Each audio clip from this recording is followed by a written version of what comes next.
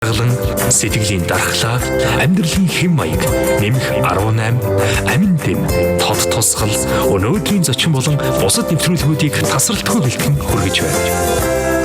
Бидний бүтээлүүдийг та цахим орчинд үзэх, сонсох боломжтой бөгөөд FM 104 Эрүүл Амьдралын радио Facebook хуудсанд давтаа мөрөл.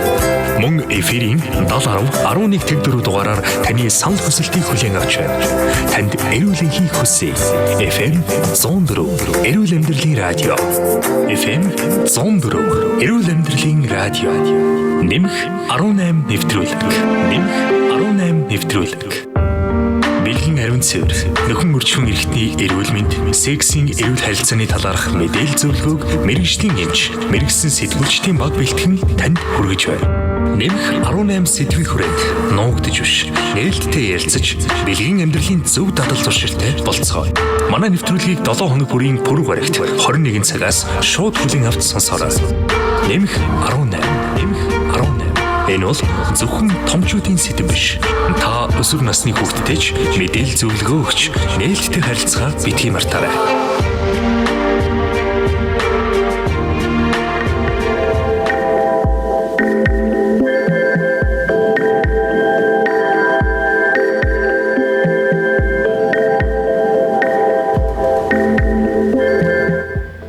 За FM 104 Эрүүл Амьдралын радиог хүлээн сонсож байгаа бүх сонсогчдод орой мэндийг хүргэе. 7 хоног бүрийн пүрэв гарагийн үдэш сонсогч та бүхэндээ нэмэх 18 эрүүл мэндийн нэвтрүүлгээ шууд хүргэдэг билээ. Өнөөдрийн дугаар эхлэхэд бэлэн болсон байна. Тэгэхээр нэвтрүүлгийн маань зочноор их хүүхдийн эрүүл мэндийн үндэсний төвийн нөхөн үржихүй зөвлөх поликлиникийн их барих эмэгтэйчүүдийн эхэмч Саран Чулуун хүрэлцэн ирсэн байна. Юуны өмнө танд орой мэндийг хүргэе. За баярлалаа. Танд болон нийт FM сонсож байгаа бүх хүмүүстээ энэ орой мэндийг хүргье. За баярлалаа. За тэгэхээр урд нь бас манай нэвтрүүлгээр одоо эрүүл жирэмслэлт гэж юу вэ те? Хэрхэн яаж эрүүл жирэмслэх вэ гэдэг тал дээр бас танаа төвөөс эмч ирж бас зөвлөгөө мэдээлэл манай сонсогчдод, манай бүсгүйчүүдэд өгч ирсэн. За өнөөдрийн сэдэв маань мөн адил одоо бүсгүйчүүдэд маань за мөн гэр бүлүүдэд маань зориулсан маш хэрэгтэй зөвлөгөө мэдээлэл болох юм байгаамаа. Тэр нь юу вэ гэхээр үр хөндлөлт гэж юу вэ те? Үр хөндлөлтийн эрсдэл, сөрөг нөлөө нь ямар байдгийг, үр хөндлөлтийг хүмүүс ямар шалтгаанаар хийлгээд байгаа.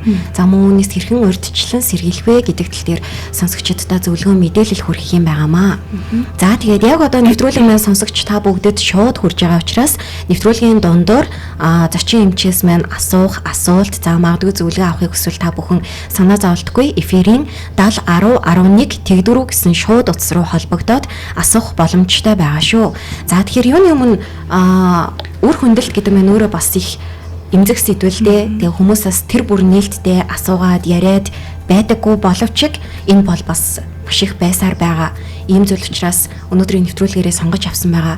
Тэгэхээр үр хөндлөлтийн талаар эхлээд их хүүхдийн эрүүл мэндийн үндэсний төвөөс ерөнхийдөө ямар тоо судалгаа байна. За мөн одоо дэлхийн түвшинд ч гэсэн үр хөндлөлтийн байдал ер нь ямар вэ энэ талаар та эхлээд мэдээлэх үгүй юу? За Дэлхийн эрүүл мэндийн байгууллагын судалгаагаар бол жилдээ 40-с 50 мянган үр хөндлөлтийн тоо бүртгэгдсэн байдیں۔ Эндээс бол өдөрт ноогдох хуваар нь бодож үзвэл жилдээ ерөнхийдөө өдөртөө 125 мянган үр хөндлөлтийн тоо бүртгэгдэж байгаа байхгүй юу?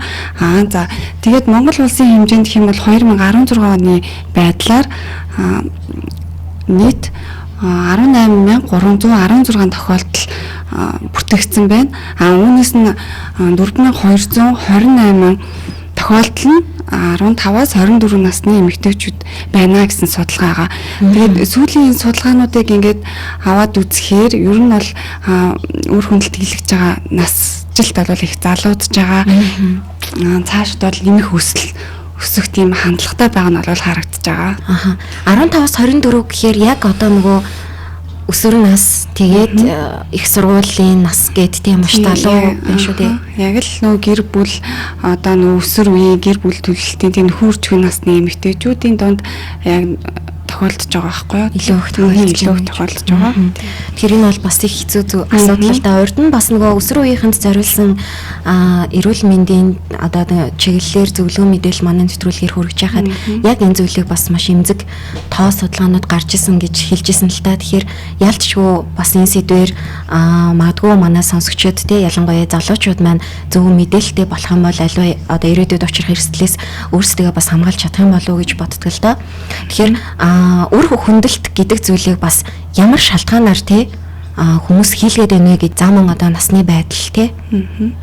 За ерөөхдөө бол хүсээгүй жирэмслэлт бол үр хөндлөлтийн маань их шалтгаан голлох тийм шалтгаан болж байгаа. Тэгээд хүсээгүй жирэмслэлтийн дундаа бол хүмүүс янз бүрийн шалтгаантай байдаг те. Одоо жишээлх юм бол шинээр ажилд орох гэсэн боловч те ажлын албан тушаалагдах ч юм уу гэхэд жирэмсэн болцсон байна. Одоо энэ жирэмслэлтийг хүүхдэд тээх боломжгүй болчлоо гэд үр хөндлөлт ч юм уу эсвэл гадаадд сургалтаар явлаа тэг явах болчлоо ингээд хүүхдэд их боломжгүй болчлоо гэд үр хөндлөлт хийлгэж байна. Тэгээ хүсээгүй жирэмслэлтэн дундаас нөгөө одоо гэр бүлийн асуудлууд байна.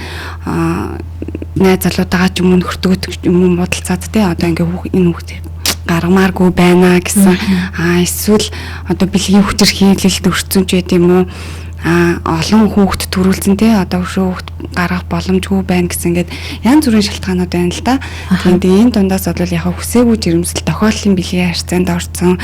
Тэгээд жирэмслэх бодлого гэр бүл төлөвлөлт байхгүй байж идэл жирэмсэлсэн байдаг. Энэ бол хамгийн голлох шалтгааныг болохоор насны байдлаар бол тэ дөрөв хийсэн тэ 10 ерөнхийдөө бол хамгийн их үр хөндлөлт хийлгэж байгаа насжилт бол нэг 20-с 35 насны эмэгтэйчүүдийн дунд тэр цэма 20-д насныханд бол их байна гэсэн судалгаа байгаа. Таны саяны хэлсэн шалтгаануудыг сонсохоор ер нь одоо хүн болгон ер нь үр хөндлөлтийн эсрэг байдаг. За тэгээ сүүлийн үед энэ чиглэлээр бас маш олон одоо тий урайлга хөтөлбөрүүд эрүүл мэндийн салбар байгууллагуудаас бас нэлээх хүмүүст мэдээлэл хүргэгдэж байна. Тэгээ хүмүүс ч гэсэн бас тодорхой хэмжээний зөв мэдээлэлтэй болж байгаа байх. Гэвч ингээд шалтгааныг сонсохоор бол ингээд үр хөндлөлт хийх хэмжээний тийм маш том шалтгаан биш юм шиг санагдаж байна л да. Одоо гадагшаа явахын тулд тий ажлын карьераа бодож ирэхээр энэ бол тухайн хувь хүний өөрийнх нь буруу одоо нөгөө төлөвлөлт эрсдлийг тооцоогүй зүйл болж штэ. Гэтэл үүнээс гарах одоо тий тэр хүн ийм шалтгаанаас болоод үр хөндлөлт хийлгэлээ гэхэд тухайн хүний эрүүл мэндэд за мөн ирээдүйд гарах одоо эрсдэл сөрөг нөлөө нь юу байх вэ? Энийг та бас манай сонсогчдод хэлж өгөхгүй юу? Тэгэлгүй яг үр хөндлөлт болох юм бол маш эрсдэлтэй заавал эрсдэл дагуулж идэг. Одоо тухайн үед одоо үр хөндлөлтийг ажил бэр хийлгээд ч юм уу тийм ингээд төсөглөө гэж бодгоод цаашдаа энэ асуудал эрсдэл нь болохоор дараагийн жирэмслэлт төрөлтөнд болохоор муугаар сүргэр нөлөөлж идэг. Бүр ээж их эмэгтэй маань бол төрөх боломжгүй хүртэл болох өргөдөл төрөх хүртэл тийм эрсдлүүд зан хүлээгдэж идэг. Энэ талаар болохоор яг ингээд асуудлыг болохоор зөв шийдэж чаддгүй. Зэрэглээс хамгаалах аргуудын талаар бас эрүүл мэндийн боловсрал муутай гэдэм үү. Тэгээд эрсдэл бол маш их байна л да. За тэгэхээр хамгийн одоо учирч болох сөрөг эрсдэл гэдэгт бол өргөдөл гэдэг бол өөрөө маш том одоо асуудал шүү дээ. Ирээдүйд дахиж ээж болж чадахгүй гэхээр зэрэг тий. Үнэхээр харамсалтай хэрэг. Тэгээд зарим одоо хүмүүсийн хувьд нэгч биш нэлийн олон удаа хүртэл ингээд тий үр хөндлөлт хийлгсэн тохиолдлууд байж идэг. Тэгэхээр зэрэг ялцчгүй үүнээс одоо сэргийлэх чухал мэдээлэлтэй байх нь хамгийн чухал болчиход байгаа юм л да. Тэгэхээр үр хөндлөлт хийлгээд байна гэхээр ер нь бол бас тодорхой хэмжээгээр манай улсад тий хууль хэрэгжиж байгаа. Бас үр хөндлөлтийг одоо бас хориглодог шүү дээ.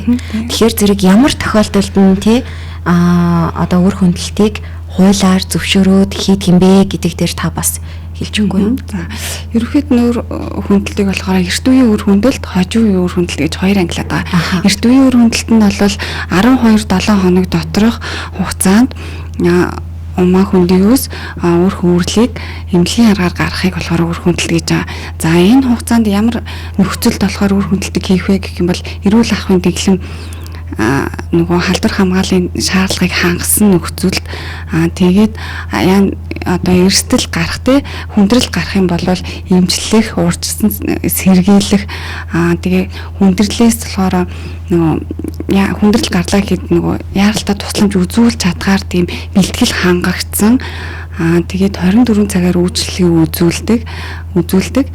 Тэгээд нөгөө одоо их барих эмэгтэйчүүдийн эмнэлгийн мэрэгчлэр тусгай нөгөө зөвшөөрөлтөй магадлан итгэмжлэгдсэн клиник эмнэлэгт их барих эмэгтэйчүүдийн эмнэлгийн эмчлэх эрхтэй үйл ажиллагааг явуулах зөвшөөрөлтөй эмч хүн үр хөндөлтийг хийнэ гэдэг хуулиар баталсан байгаа. За хожим үеийн үр хөндөлт гэдэг маань болохоор 13-7 хоногоос 22-7 хоног доторх одоо зөвхөн эмнэлгийн заалтаар тийм эмч нарын зөвлөгөөнөөр эмч нарын одоо нөгөө нэг комиссийн шийдвэрээр гарсан заалтууд ордог байхгүй. Энэ заалтанд нь болохоор одоо энэ жирэмслэлтэнд тухайн эхийн амь насанд ноцтой хүндрэл учруулахаар тий амь насанд эрсдэл учруулахаар байх тохиолдол эсвэл тэр тухайн уургийн гажиг нь амьдралд үл нийцэхтэй гажигтай байх эсвэл 18 нас хүрээгүй 18 наснаас доошх жирэмслэлтийг өөрийнх нь хүсэл дээр юм уу эцэг эхийн зөвшөөрлөөр за тэгээд бэлгийн хүчирхийлэлт өртөөд нөө жирэмсэн болцсон тэгээд тиймэрхүү тохиолдол энэ заалтууд байж энэ тэгтээ зөвхөн их хүүхдийн эрүүл мэндийн үндэсний төв болон хамарчих газрууд аймгийн нэгдсэн эмнэлгийн төрөх засагт бас мөн адилхан нөгөө их барих эмэгтэйчүүдийн одоо нөгөө эмчлэх эрхийн гэрчлэгээтэй тий зөвшөөрөгдсөн эмч энэ үр хөндөлтийг хийнэ гэсэн юм хууль. Тэгэхээр сая таны ярианаас одоо тухайн эхийн биед эрүүл мэндэд нь эрсдэл учруулахаар байх юм бол бас хуулийн заалтын дагуу үр хөндөлт хийх бас тийм нөхцөл болдог гэж байна шүү дээ. Тэгэхээр эхийн одоо тий эрүүл мэндэд сөргөөр нөлөөлж байгаа эрсдэлтэй болгож байгаа зүйлс жишээлбэл юу орж ийн вэ тий? Ямар шалтгаанаас болоод бас ийм нөхцөл байдал үүсээд байна вэ? Энэ болохоор хой хүний нөгөө эмэгтэй ээжийн эргэтэн системийн нөгөө ноцтой эмгэгүүд байна л да. Зүрх судасны эмгэгтэй цааш өргөжлүүлэх боломжгүй элэгний архаг дутагдaltaй тий элэгний архаг өвчтөй хүмүүс байна. Бөөрний бас өвчтөй хүмүүс байна. Тийм тодорхой хэмжээний заалтууд байгаа. Жирэмслэлтийг цааш тээх боломжгүй тийм нөхцөл байдлуудад жирэмслэлтийг бол эмчийн тийм нэг дүгнэлт эмч нарын зөвлөгөөнөөр ороод комиссар шийдчихэж за энэ үнэхээр тээх боломжгүй байна гэд тогтоогдсон нөхцөлд бол үр хөндөлт хийж байгаа. Хувийн эмнэлгүүдэд одоо ямар байдгийм бэ үр хөндөлтийн талаар? Хичнээн газруудад тий энийг хуулиар зөвшөөрсөн байдгийм бэ? Яг хэдэн эмнэлэг байдгийг нь бол мэдэхгүй бас нөгөө тусгай зөвшөөрлөлтэй их барих эмэгтэйчүүдийн эмнэлгээр тусгай зөвшөөрөл авсан тэрэнд нь бас мэрэгжлийн бас их барих эмэгтэйчүүдийн лицензтэй эмчлэх хэрэгтэй тийм эмч нартай эмнэлэгт тэгээд нөгөө бас нөгөө 24 цагаар үйл ажиллагаа үйлчлэгээ үзүүлдэг. Тэгээд янз бүрийн хүндрэл гарахад бэлтгэл нь хангагдсан тийм эмнэлгүүд бол нэг 20-од байдаг гэж сонссон. Тийм эмнэлгүүд бас байгаа. За тэгэхээр бүх эмнэлэгт үр хөндөлт хийгддэг юм байна гэдэг буруу ойлголтоос хүмүүс байгаад идэг л да. Хувийн эмнэлгүүдэд л хийгээд идэг юм байна ч гэдэг юм уу те. Тэгэхээр энэ тал дээр бас манай сонсогчид ер нь хүмүүс өөрсдөө маш зөв мэдээлэлтэй байх хэрэгтэй. За тэгээд үр хөндөлт одоо те зөвшөөрөгдсөн байдлаар хийгдлээ гэж бодоход ер нь ямар хэлбэрүүдээр үр хөндөлтийг хийдэг юм бэ? За үр хөндөлтийн ер нь бол 2 арга байдаг. За эмийн аргаар үр хөндөх, мэс ажилбарын аргаар үр хөндөх гэсэн 2 арга байгаа. За тэгээ энэ 2 аргыг бол тухайн эмэгтэйд тохирох аргыг заавалжгүй эмч үзэж байж за тэгээд хоорондоо ярилцчихэж энэ хэлбэрийг сонгоё. Ингээд заавал эмч үзчихэж болохоор шийддэг байгаа. Гэтэл одоо нөгөө нэг гадуур зарим хүмүүс магадгүй түрүүний таны хэлдэгчлэн өсвөр насндаа тий хүсээгүй жирэмслэлтийг гэр бүлээсээ айгаад нуугаад жирэмсэн болсноо хэлж чадахгүй ч юм уу би одоо жишээлбэл фэйсбүүкээс яг тийм одоо асуултыг айгүй харж ирсэн л та тэрний юу гэхээр яаж одоо тий үр хөндүүлэх вэ ямар арга байдаг вэ одоо юу гэдэг чинь цөөхөн 7 хоногтой байгаа үед ямар юм уудаг вэ, хаагаар зардаг вэ ч гэдэг юм уу. Бүр ийм асуултуудыг хүмүүсээс асуугаад нөгөө хэд нь зөвлөгөө өгөөд ч юм уу ингэ явчихсан. Дур мэдэж өөрөө тий одоо ийм эрсдэлтэй алхам хийж байгаа байдлуудаас нэлээд ажигласан та. Тэгэхээр энэ л дээр та бас хүмүүст анхааруулад зөвлөгөө хүргэхгүй одоо ийм зүйл хийх юм бол бас ямар эрсдэлтэй вэ гэдэг тал дээр нь тий. Өөрсөн гаргаж байгаа алдаанууд. Энэ бол маш аюултай. Нөгөө хүлээн зөвшөөрөгдөөгүй эмнэлэгт те аюултай үр хүндлэлт хийлгэж байгаа маань өөрөө одоо цаашдын нөгөө гарах үр дагавар маань одоо ээж бол бүр эхийн нөгөө эрүүл мэндээр нь ноцтой хүндрэх тэгээд бүр цаашлаад амь насанд нь хүртэл эрсдэлтэй байдаг те аюултай байдаг. Тэгээд энийг бол хүүхдүүд бол ерөөсөө ойлгохгүй байгаа те зүгээр юм аваад уучгаар зүгээр ингэ гарчдсан байх гэсэн ойлголттой байгаа. Үгүй халдварлаж болно, цус их хэмжээгээр алдаж болно те. Цус алдснаасаа болоод эмнэлэгт хүрэгдэж чадахгүйгээр амь насаа алддаг ч юм уу халдвартайгаа удаан явж байгаа үжил халдвараар нас орж байгаа ч юм уу ийм тохиолдол бол тохиолдож байгаа. Заавал эмчийн хяналтан доор эмчийн зааврын дагуу тий зохисны хууль журмын дагуу хийгддэг гэдгийг хүмүүстээс сайн ойлгож мэдээж өгөх. Хамгийн гол нь одоо нэг хэлээд байгаа ш тий нөгөө хуулиар батлаад өгсөн зөвшөөрөгдсөн эмнэлэгт их барих эмэгтэйчүүдийн нөгөө эмчлэх эрхтэй эмчээр үр хүндлэлтийн хугацаанд нь тий хуулиар зөвшөөрсөн хугацаа гэдэг нөгөө 12-7 хоног дотор гэдэг байгаа тэр хугацаанд нь хийх хэрэгтэй. Түрүүн та эмийн одоо арга байдгаа гэж хэлсэн шүү дээ. Тэгэхээр энэ эмийг ер нь гадуур одоо тий эмийн сангуудаар зардаг юм уу? Яагаад хүмүүс ингэж тий хуваараа одоо өөрсдөө эм олж авч уугаад байгаа юм бэ? Энэ дээр ер нь ямар одоо тий зөвшөөрөл хяналт байдаг юм болоо? За энэ талаар бол ер нь бол гадуур одоо манай эмнэлэг дээр ингээ хүндрээд ирсэн байгаа хүмүүс бол гадуур эмийн сангаас авсан, зах дээрээс худалдаж авсан, хүнээр дамжуулж авсан гэх ийм асуумжуудтай ирдэг байхгүй юу? Тийм. Тэгээд мэрэгжлийн хяналтын газраас бол энэ дээр шалгалт хийдэг байх. Тийм. Тэгээд ер нь гадуур орсон гэдгийг нь бол би мэдэхгүй. Гадуур бол зарах ёсгүй л дээ. За сонсогч та бүгдтэй өнөөдөр нэмэх 18 нэвтрүүлгээрээ үр хүндлэлтийн талаар зөвлөгөө мэдээллийг хүргэж байна. Үр хүндлэлтийн одоо сөрөг нөлөө эрсдэл юу байх вэ? За мөнөөс хэрхэн яаж урдчлан сэргийлэх вэ? Үр хүндлэлт нь өөрөө бас юу юм бэ гэдгийг одоо сонсогчдод зөв мэдлэг мэдээлэл олгох үүднээс хүргэж байгаа юм шүү. Тийм учраас яг үр хүндлэлт гэдэг сэдвийг тойрсон асуултуудыг би бас одоо зочноос асууж байгаа юм. За нэвтрүүлгийн маань зочноор их хүүхдийн эрүүл мэндийн үндэсний төвийн нөхөн үржихүй зөвлөх поликлиникийн их байрах эмэгтэйчүүдийн эхэмж Саран Чулуун оролцож байна. За сонсогч та бүхэн нэвтрүүлгийн сэдвтэй холбоотой асуух асуулт санал хүсэлтээ манай радиогийн 70 10 11 тэгдүрэн утас руу холбогдоод асууж болно, зөвлөгөө авч болно. За манай радиогийн Facebook хуудас болох FM 104 эрүүл амьдралын радио гэсэн Facebook хуудас дээр бас лайв нэвтрүүлэг хүрж байгаа учраас нэвтрүүлгийн одоо тий лайвын дор коммент хэсэгт ч гэсэн өөрсдийнхээ санал хүсэлтийг бичиж болно. Магадгүй санаа зовж байгаа бол бас мессежээр холбогдоод асуултаа асууж болно. Тэгэхээр нэвтрүүлгийнхаа сэдвийг хоёлаа үргэлжлүүлье. За үр хүндлэлтийн одоо эрсдлүүдийг хоёлаа ярьлаа. Ямар хэлбэрүүд байдгүй тий одоо хуулиар үр хүндлэлтийг яаж зөвшөөрдгөө гэх мэтчлэн зүйлсийг бас ярьсан байгаа. Үр хүндлэлтийн одоо дараа тий ямар одоо хүндрэл бий болдог вэ? Одоо нөгөө үр хүндлэлт хийлгэснээс үүдэлтэй дараах одоо завиур, аюултай шинж тэмдгүүд те зайлшгүй эмнэлэгт хандах шаардлагатай ч гэдэг юм уу? Дээрэс нь эмчилгээний хувьд, гам дэглэмийн хувьд ямар байдаг вэ?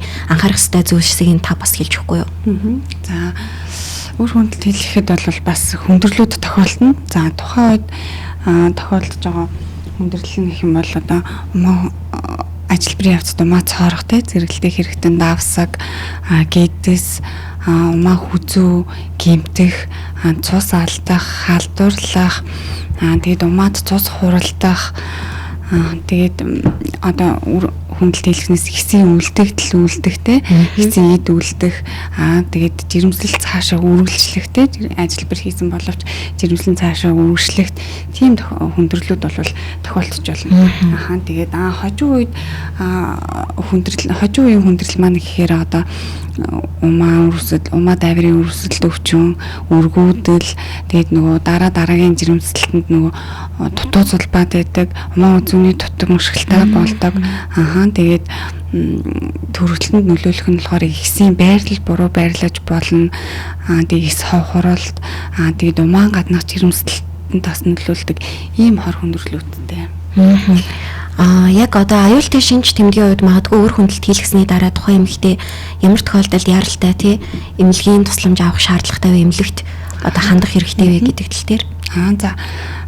Ер нь бол үр хүндлэлт хийлгэсний дараа тухайн эмэгтэйд биед нь бол ямар нэгэн тийм зовир шаналгаа байх ёсгүй л тий.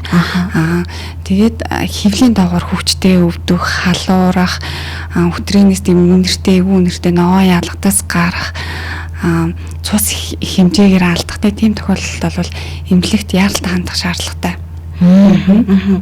Төрөний одоо нөгөө үр хүндлэлт хийлгэх шалтгаанууд болон хуулиар зөвшөөрөгдсөн тий тухайн одоо ихэд эрүүл мэндэд сөргөнлөөтэй гэдэг ингээд нэлээдгүй олон шалтгаануудыг нэрлсэн шүү дээ. За ийм байдлаар үр хүндлэлт хийлгэсний дараа одоо дахин эрүүл жирэмслэлт тий тэхийн тулд дахиж одоо юу гэдэг чинь хүүхдтэй болохын тулд хэдийн хугацаанд ямар гам дэмлэн барих шаардлагатай болдог вэ? За ер нь бол 1 жил орчим бол жирэмслэлээс хамгаалаад тий бие эрүүлжүүлээд төлөлөөд тий гэр бүл төлөлтийн асуудлаа шийдээд тэгжиж бол жирэмслэх хэрэгтэй. Тэгээд үнэхээр үр хүндлэлт хийлгэсний дараа бол тухайн эмчийнхаа зааврын дагуу тий өрсөл халдварын эсрэг эмчилгээнүүдийг хийлгээд халдварын нөгөө нэг гам дэглэмийг сайн байрах хэрэгтэй. Жишээлх юм бол нөгөө ойрхон даамсгаа солихтой хариу цэврийг хэрэглээ солих, тэгээд гадна бэлэг эрхтнийг угааж, уурайшуулах, тий дулаан хувцлах, хоолтынхаа байдлыг зохицуулах, тэгээд ер нь бол жилийн хугацаанд одоо гам барьж иж бас дахиж жирэмслэхгүйгээр явна гэсэн үг байна тий үр хүндлэлт хийлгэсэн тохиолдолд. Ягчил. Энэ нөгөө нэг одоо үр хүндлэлт хийлгэснээс хойш 14 хоногийн дараагаас дахиад жирэмслэх боломжтой болдог байхгүй юу. Тэгэхээр ер нь бол жирэмслэлээс хамгаалах хэрэгслийг бол хэрэгжилж бэлгийн харьцаанд орох. Тэгээд үр хүндлэлт хийлгэсний дараа бэлгийн атлет төвчих бүр зайлшгүй орох тохиолдол гарах юм бол жирэмслээс хамгаалах арга хэрэглэхтэй бэлэвч хэрэглэх шаардлагатай. За тэгэхээр аюултай үр хүндлэлт гэдэгт бас юу орж байгаа вэ тий? Энэ дэр аюултай үр хүндлэлт гэдэг нь бас түрүүний нөгөө хэлсэн одоо эмнэлгийн бус нөхцөлдөө эрүүл ахуйн шаардлага хангаагүй нөхцөлдөө нөгөө одоо энэ ажлбарыг хийх ур чадваргүй тэгээд эмчлэх эрхийн бас нэг их барих эмэгтэйчүүдийн эмчлэх эрхийн зөвшөөрлгүй хүн үр хүндлэлтийг аюултай үр хүндлэлт гэдэг. Түрүүний энэ аюултай үр хүндлэлт маань нөгөө түрүүнийдээ имийг ингээд гадуур хүнээс авах тэгээд бас нөгөө зөвшөөрөгдөг газруудаараа үр хүндлэлт хийгээд байгаа шүү дээ. Эднэр бол бүгдээрээ аюултай үр хүндлэлтэнд орж байгаа. Хэм насанд бол бас аюул учруулахаар эрсдэл хүндрэл бол маш их. Үүн дээр та бас яг нөгөө хүмүүсийн буруу ойлголт, хандлагыг анхааруулж хэлэх ёстой зүйлсийг бас хэлж өгөхгүй юу?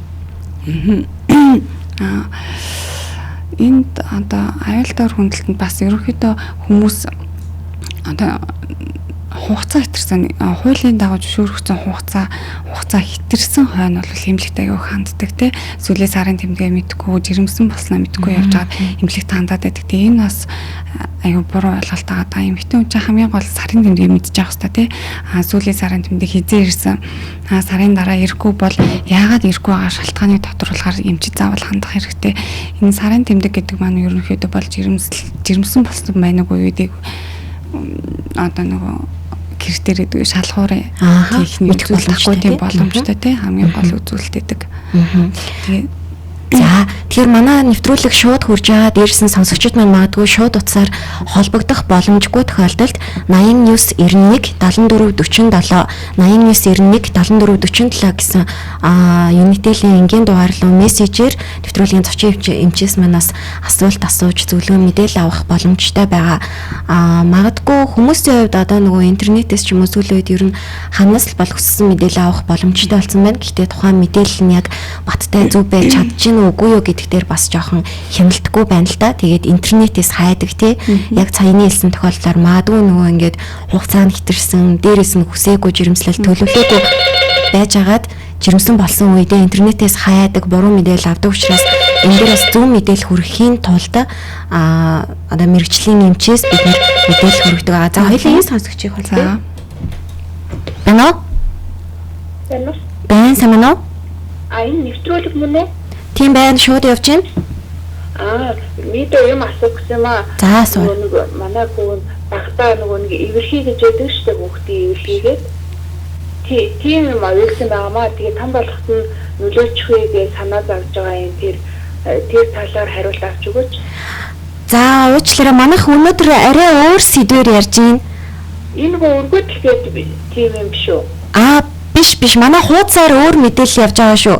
Та дараа нэвтрүүлгийн дараа эргээд холбогдорой. За. Тэгэхээр өнөөдрийн нэвтрүүлгийн сэдэв маань бол одоо үр хөндлөлтөөс бас урьдчилан сэргийлэх талаар ярьж байгаа. Та бидний бас нэвтрүүлгийн цаг ер нь өндөрлөх тийш хандсан байна. Тэгээд саяны одоо нөгөө нэг зүйл дээр та бас үр хөндлөлтөөс урьдчилан сэргийлэхийн тулд ямар одоо зүйлсийг хүмүүс мэдчих шаардлагатай вэ гэдэгт дээр яагаад тэгэхээр саяны нөгөө интернет орчинд буруу мэдээлэл авдаг гэдэг бол хожимдсан хойноо дандаа ингээд буруу алхам хийх ийм зүйлс болчиход байна л да. Тийм учраас энэ дээр та бас урьдчилан сэргийлт тал дээр нь сонсогчтой зөвлөгөө өгөхгүй юу? За уршин сэргийлэхийн тулд бол хамгийн нэгдүгээрт нь эрүүл мэндийн боловсралтай байх хэрэгтэй. Тэгээд жирэмслээс хамгаалах аргуудын талаар сайн мэддэг те жирэмслээс хамгаалах аргуудыг хэрэгэлдэг.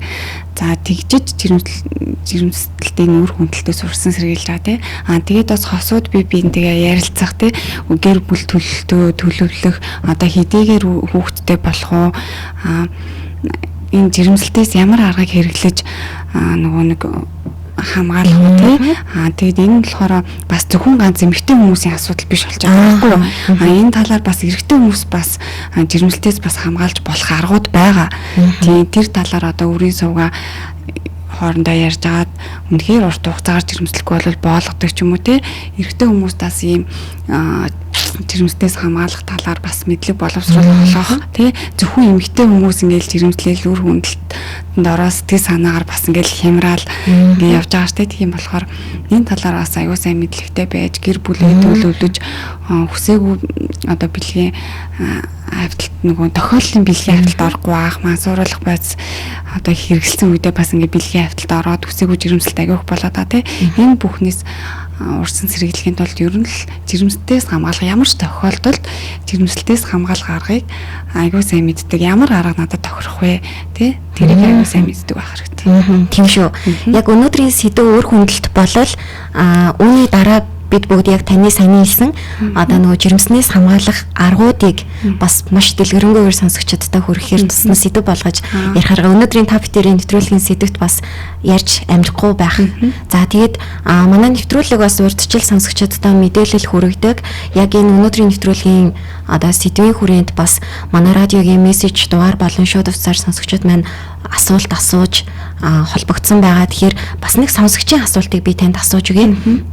Одоо үр хөндлөлт хийлгэхээс аргагүй нөхцөл байдал гэдэгт нөгөө самны гадуурх жирэмслэлт гэд яриад байгаа шүү дээ. Түрүүн та бас хальт дурдсан. Тэгэхээр самны гадуурх жирэмслэлтийн тухайд одоо үр хөндлөлт заавал хийлэгдэгэ гэд тэгжсэн л та. Тэгэхээр энэ тохиолдолд дараа нь ямар одоо аюул эрсдэл учирдгүү самны гадуур жирэмслэлтийн талаар та бас мэдээлэл хүргэхгүй юу?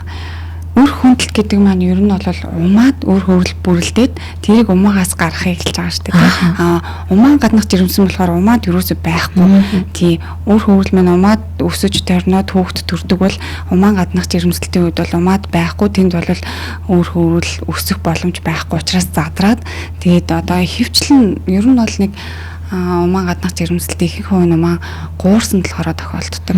Тийм энэ бол өрсөл халдвараас ихэнх хувь нь бол шалтгаалдаг гэж үздэг байхгүй юу. Тэгэхээр умаа гаднах жирэмсэн бол цааш хөрвүүлэх ямар ч боломжгүй.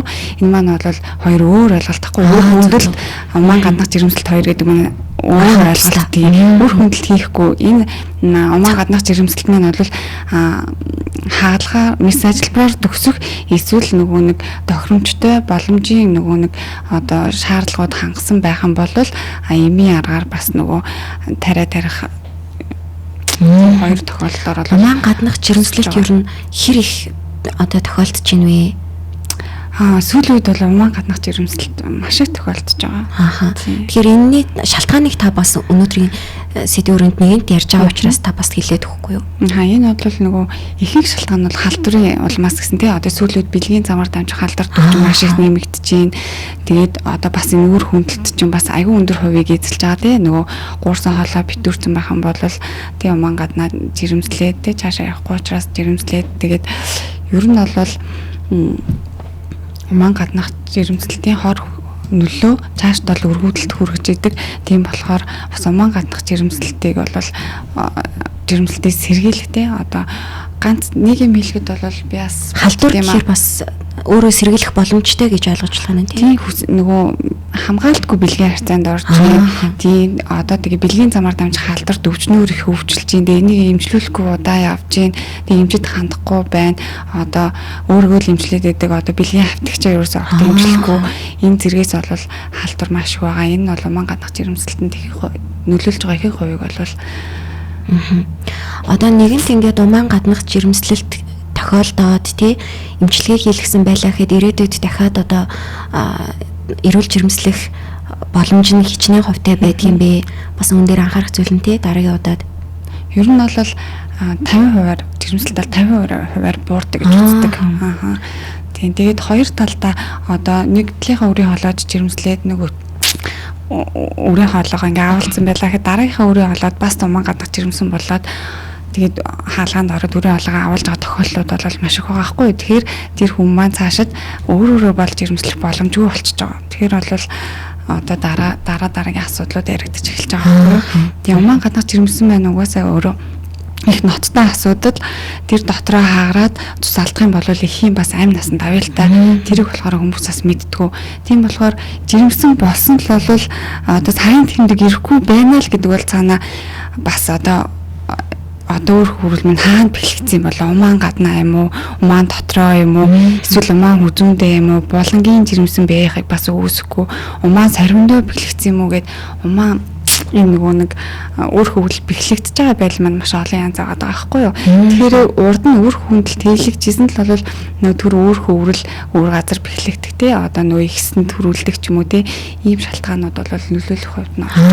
Тэгэхээр өөр хүндэлт хийлгсэн тохиолдолд бас зарим нэг шалтгаанаас умаан гадуур жирэмслэлт үүсдэг гэж ойлгож байна шүү дээ. За тэгэхээр өнөөдрийн нэвтрүүлгээр сонсогч та бүгдтэй үр хөндлөлт гэж юу болох за үр хөндлөлтийн одоо сөрөг нөлөө эрсдлүүд үнээс хэрхэн урьдчилан сэргийлэх өгдөг тал дээр та бүгдтэй мэрэгжлийн эмчээс зөв мэдлэг мэдээллийг зөвлөгөөг хүргэлээ. Нэвтрүүлгийн маань зочноор их хүүхдийн эрүүл мэндийн үндэсний төвийн нөхөн өрчхүй зөвлөх поликлиникийн их байрх эмэгтэйчүүдийн их эмч Саран Чулуун оролцлоо манай сонсогчдод зөвлөгөө мэдээлэл хүргэсэн танд маш их баярлалаа. Ажилд амжилт хүсье. За баярлалаа. За сонсогч та бүхэн нэвтрүүлгийн давталтын дугаарыг маргааш өдрийн 21 цагаас радиоороо шууд сонсох боломжтой. Мөн нэвтрүүлгийн маань бичлэг манай радиогийн Facebook хуудас дээр бүрийн хэрэг тавигдана. Тэгэхээр та бүхэн бас хуудас руу ороод бичлэгийг нь бас үзэх боломжтой байгаа шүү. За нэвтрүүлэгтэй холбоотой санал хүсэлт зөвлөгөө мэдээлэл авахыг хүсвэл 70 10 11 тэгдүр утас руу холбогдоод ажлын цагаар асуух боломжтой. Мөн 89 91 74 47 гэсэн мессеж дугаарлал бас мессеж хийх боломжтой. Өнөөдрийн нэвтрүүлгийг энэ хүрээд өндөрлөж байна. Анхаарал хандуулан сонссон та бүгдэд баярлалаа.